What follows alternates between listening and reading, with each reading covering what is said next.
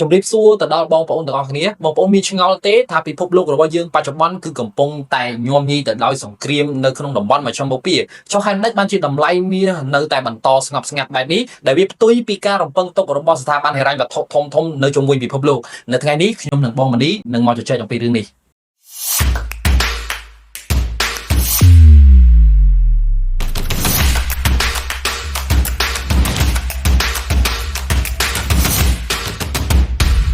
បាទជំរាបសួរបង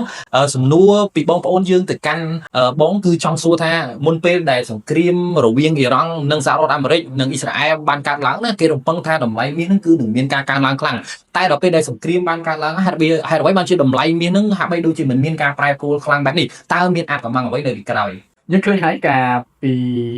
ខែមុននេះយើងឃើញមាសបានស្ទុះហក់ឡើងដោយសារតែមានការព្រួយបារម្ភពាក់ព័ន្ធជាមួយការផ្ទុះសង្គ្រាមរវាងអ៊ីស្រាអែលអាមេរិកនិងអ៊ីរ៉ង់ប៉ុន្តែស្រាប់តែផ្ទុះមែនទែនហើយបែរជាមាសនៅរកគោលដៅអត់ទាន់ឃើញបាទក៏ដោយសារតែយើងឃើញហើយអ្នកវិនិយោគទុនជាច្រើននៅពេលដែលការព្រួយបារម្ភនឹងការមានសង្គ្រាមគាត់បាននាំគ្នាប្រមូលទិញមាសដើម្បីបំរុងទុកនៅពេលមានសង្គ្រាមនឹងប្រើការនៅពេលដែលមានសង្គ្រាមប៉ុន្តែដល់ពេលមានសង្គ្រាមបែរជាមាសធ្លាក់ថ្លៃព្រោះនៅពេលដែលចាប់ដើមមានសង្គ្រាមវាបានធ្វើឲ្យតម្លៃផ្សារភិហ៊ុនរបស់សហរដ្ឋអាមេរិកបានធ្លាក់ថ្លៃអញ្ចឹងអ្នកវិនិយោគជាច្រើនបានសម្រុកលក់ហ៊ុនសហរដ្ឋអាមេរិកមកទិញប្រាក់ដុល្លារដែលជាធ្វើឲ្យកម្លាំងនៃប្រាក់ដុល្លារឡើងថ្លៃបាទធ្វើឲ្យប្រាក់ដុល្លារឡើងថ្លៃហើយមួយទៀតគឺទិន្នន័យសេដ្ឋកិច្ចសហរដ្ឋអាមេរិកយើងឃើញថាមួយរយៈកន្លងមកនេះចុងក្រោយនេះយើងឃើញថាទិន្នន័យសហរដ្ឋអាមេរិកមានការកើនឡើងនេះហើយក៏ធ្វើឲ្យប្រាក់ដុល្លារឡើងថ្លៃ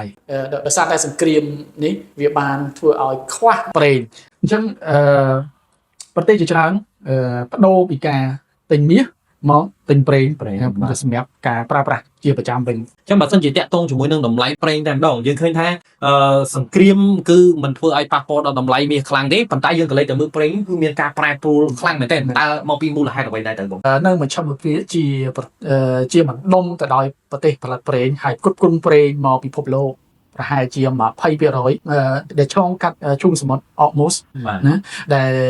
ដែលកំពុងតែមានសង្គ្រាមរាល់ថ្ងៃនេះរវាងអ៊ីរ៉ង់និងអ៊ីស្រាអែលនិងអាមេរិកសប្តាហ៍ថ្ងៃនេះគឺកន្លែងនឹងហើយជាកន្លែងដែលបន្ទុះបន្ត្រាយគ្នាខ្លាំងដែលធ្វើឲ្យការនាំចេញប្រេងពីមជ្ឈមបូព៌ាដែលឆ្លងកាត់ឈូងសមុទ្រនេះมันអាចប្រព្រឹត្តទៅបានយើងឃើញហើយអ៊ីរ៉ង់បានគម្រាមបាញ់ពលិចនាវីដែលដឹកប្រេងដែលឆ្លងកាត់ឈូងសមុទ្រនេះហើយថ្មីនេះយើងឃើញអ៊ីរ៉ង់បានថែមទាំងដាក់មីននៅក្រោមទឹកសម្រាប់ការពារឈូងសមុទ្រនេះទៀតមិនឲ្យមានការចរាចរប្រេងចេញពីឈូងសមុទ្រនេះហើយនេះហើយដែលវាធ្វើឲ្យប៉ះពាល់យ៉ាងខ្លាំងទៅលើតម្លៃប្រេងជុំវិញពិភពលោកនេះគេទិញមកសម្រាប់ការពារហានិភ័យប៉ុន្តែប្រេងគឺជាតម្រូវការចាំបាច់ជារៀងរាល់ថ្ងៃអញ្ចឹងបើបិទខ្ទប់ច្រកដែលដឹកប្រេង 20% អញ្ចឹងវាជះឥទ្ធិពលខ្លាំងភ្លាមទៅលើពិភពលោកចឹងបើយើងក៏លេខទៅកាន់អង្គការ OPEC វិញដែលជាអង្គការមួយដែលគ្រប់គ្រងទៅលើប្រេងនៅជុំវិញពិភពលោកណាអង្គការដ៏ធំជាងគេមួយតើគាត់មានវិធានការបែបណានៅក្នុងការទប់ស្កាត់ជុំវិញតម្លៃប្រេងដែលកំពុងតែមានការឡើងថ្លៃបែបនេះយើងឃើញមួយរយៈនេះអង្គការ OPEC ក៏មានការប្រជុំបន្ទាន់ហើយខាងសហរដ្ឋអាមេរិកលោក Donald Trump ក៏ជំរុញឲ្យអង្គការ OPEC ចាត់វិធានការពាក់ព័ន្ធជាមួយបញ្ហាប្រេងនេះដែរយើងឃើញថាអង្គការ OPEC គាត់បានប្រជុំហើយគាត់នឹងព្យាយាមផលិតប្រេងបន្ថែមណាលើសពីមុនដើម្បីទំនុកបំរុងទៅលើតម្រូវការប្រេងជាសកលហើយយើងឃើញប្រហែលថ្ងៃមុននេះហើយជាពីថ្ងៃមុននេះលោក Donald Trump ក៏បានតាក់ទងទៅរុស្ស៊ីដែរពាក់ព័ន្ធជាមួយនឹងបញ្ហាប្រេងនេះសូម្បីតែការដាក់ទណ្ឌកម្មប្រេងទៅលើរុស្ស៊ីក៏លោក Donald Trump ថានឹងបញ្ចប់ការដាក់ទណ្ឌកម្មពាក់ព័ន្ធជាមួយប្រេងដើម្បីដោះស្រាយបញ្ហាគ្រប់គ្រងប្រេងមកលើពិភពលោកកុំឲ្យប្រេងឡើងថ្លៃខ្លាំងអញ្ចឹងអាចនឹងបន្តិចទៀតអាចនឹងប្រេងបានធូរស្បើយវិញក្រោយពីមានការសម្របសម្រួលរវាងរុស្ស៊ីហើយនិងអាមេរិកទោះជាសង្គ្រាមមិនទាន់ចប់ក៏ដោយ អញ្ចឹងយើងក៏លេខទៅកាន់សហរដ្ឋអាមេរិកវិញបងព្រោះថានៅរយៈពេលខាងមុខនេះនឹងមានការបោះឆ្នោតពាក់កណ្ដាលអាណត្តិរបស់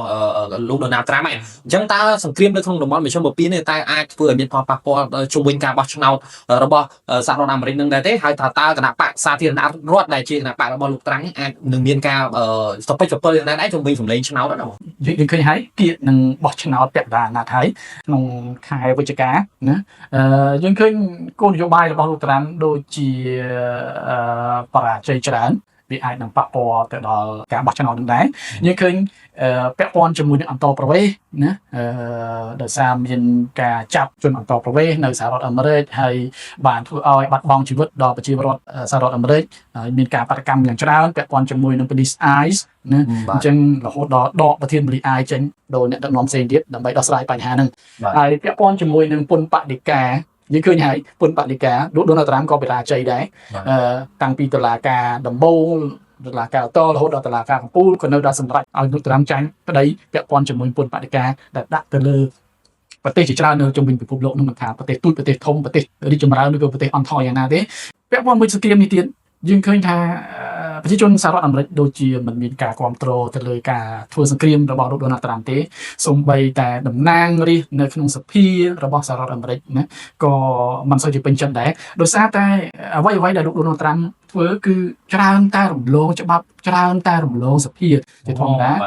ការកាត់ទៅធ្វើសង្គ្រាមនៅក្រៅប្រទេសត្រូវឆ្លងកាត់ការប្រជុំសភាអនុម័តថាព្រមឲ្យទៅឬក៏អត់ណាតែលោកដូណាល់ត្រាំរំលងទាំងអស់អញ្ចឹងវាបានធ្វើឲ្យហាក់បីដូចជាបាត់ប្រជាប្រិយភាពសង្គ្រាមមួយនេះបានទាញសហរដ្ឋអាមេរិកដែលកំពុងតែសេដ្ឋកិច្ចដោនផងទាញឲ្យសហរដ្ឋអាមេរិកទៅបាត់បង់ថវិកាជាច្រើនទៅលើសង្គ្រាមមួយនេះរាប់ពាន់លានណាហើយវាបានប៉ះពាល់ទៅលើអាយុជីវិតទាំងប្រជាជនសហរដ្ឋអាមេរិកនិងប្រជាជនបរទេសជាច្រើននៅមជ្ឈមបូព៌ាហើយរួមទាំងប្រជាជននៅអឺរ៉ុបក៏បាត់បង់ជីវិតជាច្រើនអញ្ចឹងហើយជាអតិពលទៅលើការបោះឆ្នោតមួយនេះដែរសូមបញ្ជាក់ថាការបោះឆ្នោតពាក់កណ្ដាលអាណត្តិនេះគឺជាការបោះឆ្នោតរើសតំណាងរាស្ត្ររើសសមាជិកសភាតើគណៈបកមួយណាដែលមានប្រជាប្រិយភាពជាងដែលនឹងមានតំណាងរាស្ត្រទៅក្នុងសភាច្រើនជាងអញ្ចឹងបើសិនជាគណៈបករបស់លោកត្រាំធ្លាក់ប្រជាប្រិយភាពអាចនឹងគេបោះឆ្នោតលើគណៈបកប្រជាធិបតេយ្យច្រើនអញ្ចឹងរាល់ការដែលអនុវត្តគោលការណ៍អីជាច្រើនរបស់លោកដូណាល់ត្រាំទៅថ្ងៃមុខក្រោយពីបោះឆ្នោតពាក់កណ្ដាលអាណត្តិហើយក៏រៀងពិបាកតិចហើយព្រោះបើគណៈបកប្រជាធិបតេយ្យច្រើនគេនឹងមានការចំទាស់ច្រើនហ្នឹងបើយើងនិយាយពីអាមេរិកតែម្ដងយើងភ្ជាប់ជាមួយនឹងខាងធនាគារកណ្ដាលរបស់អាមេរិកតែម្ដងទៅថាតើនៅពេលដែលមានសង្គ្រាមនៅក្នុងតំបន់មជ្ឈមបូព៌ានេះតើផលប៉ះពាល់ទៅលើការដំឡើងក៏បន្ថយអត្រាការប្រាក់នៅក្នុងធនាគារកណ្ដាលហ្នឹងអាចប៉ះពាល់យ៉ាងម៉េចខ្លះទៅបងបើយើងនិយាយពីការសម្រេចចិត្តរបស់ Fed ណាយើងឃើញហើយការដែលធ្វើឲ្យប្រេងឡើងថ្លៃវានឹងជះឥទ្ធិពលខ្លាំងទៅលើតម្លៃទំនិញណាតម្លៃតំណែងស្អីគ្រប់បែបយ៉ាងវាត្រូវឡើងថ្លៃដែរព្រោះគេត្រូវការធម្មពលដឹកជញ្ជូនអីទាំងប្រមាណហ្នឹងគឺត្រូវការប្រើប្រេងណាអញ្ចឹងបើប្រេងឡើងថ្លៃតំណែងក៏ត្រូវតែឡើងថ្លៃដែរអញ្ចឹងបង្កើនការចំណាយណាអញ្ចឹងវានឹងធ្វើឲ្យអតិផរណាឡើងមិនត្រឹមតែអតិផរណានៅសហរដ្ឋអាមេរិកទេអតិផរណាជុំវិញពិភពលោកនឹងមានការកើនឡើងអញ្ចឹងបើសិនជាអតិផរណាកើនឡើងច្បាស់ជាជះឥទ្ធិពលខ្លាំងទៅលើការសម្រេចចិត្តរបស់ Fed ព្រោះបច្ចុប្បន្ននេះអតិផរណារបស់សហរដ្ឋអាមេរិកគឺនៅ 2.4% នៅតែ Fed មិនទាន់បញ្ចុះអត្រាការប្រាក់ចុះតម្រាំតែតម្លៃទំនិញទាំងអស់ចាប់ដើមស្ទុះហក់ឡើងវិញទៀតអញ្ចឹងវាធ្វើឲ្យគម្រោងការដែល Fed តែប្រុងនឹងបញ្ចុះអត្រាការប្រាក់នៅខែ5ខែ6នោះហើយជាត្រូវ cancel ចោលទៀតហើយណាពីមុន Fed នៅរងចាំមើលពាក់ព័ន្ធជាមួយនឹងឥទ្ធិពលនៃពន្ធបដិការឥឡូវពន្ធបដិការបាន fail ហើយប៉ុន្តែត្រូវទទួលរងពីឥទ្ធិពលពីប្រេងម្ដងអញ្ចឹងប្រហែលជានឹងមានការពន្យាពេលក្នុងការបញ្ចុះអត្រាការប្រាក់ទៀតហើយ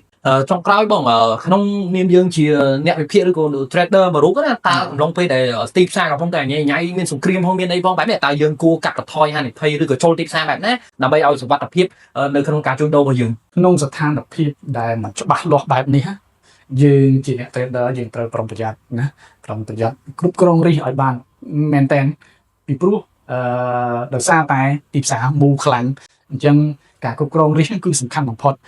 ចំណុចទី1គឺយើងត្រូវថយទំហំនៃការចូលទីផ្សារកុំចូលច្រើនពេកហើយទី2ប្រុងប្រយ័ត្នដាក់ stop loss ឲ្យត្រឹមត្រូវហើយមួយទៀតគឺយើងត្រូវតាមដានព័ត៌មានណាឲ្យជាប់លាប់ពិភពលោកវាប្រែប្រួលលឿនអាចនឹងអាមេរិកវាយបន្ថែមអាចនឹងអាមេរិកដកត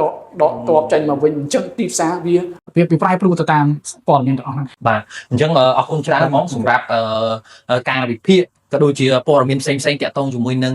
តំបន់មជ្ឈមបូព៌ានៅក្នុងនេះជាពិសេសគឺខាងសហរដ្ឋអាមេរិកនឹងតែម្ដងអញ្ចឹងក៏សូមអរគុណទៅដល់បងប្អូនទាំងអស់គ្នាដែលបានទស្សនានៅវីដេអូមួយនេះហើយសង្ឃឹមថាវីដេអូមួយនេះក៏ជួយជាចំណេះវិជ្ជាតិចតួចក៏ដូចជា